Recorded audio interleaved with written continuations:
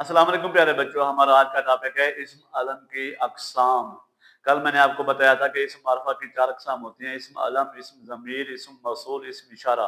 उसमें हमने आज इस्म आलम की अक़साम पढ़नी है, खिताब, लक़ब, तख़ल्लुस, कुनियत, उर्फ़।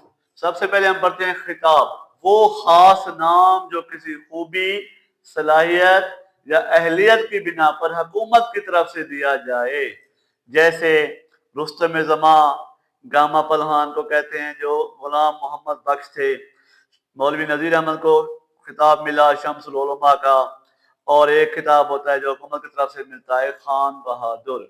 उसके बाद लक़ब, वो ख़ास नाम जो किसी खूबी की वजह से कौम की तरफ से दिया जाए।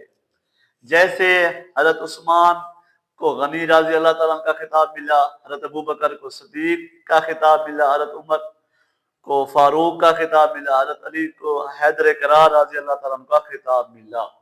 उसके बाद तख़ल्लुस, वो मुख्तसर नाम जो शायर हजरात अपने अशआर में असली नाम की जगह इस्तेमाल करते हैं। जैसे मौलाना अल्ताफ हुसैन हाली, ख्वाजा मीर दर्द, फैज अहमद फैज। उसके बाद कुनियत, वो नाम जो माँ बाप या औलाद के ताल्लुक की बिना पर पुकारा जाए। जैसे हज़रत ईसा अलैहिस्सलाम को इब्ने मरियम कहा जाता है, और हज़रत उमर को इब्ने खिताब कहा जाता है। और आखिर में उर्फ, वो नाम जो असली नाम की जगह मोहब्बत, नफरत या शरारत से पुकारा जाए। जैसे मिराजुद्दीन उर्फ माजा, शेर मोहम्मद उर्फ शेरू।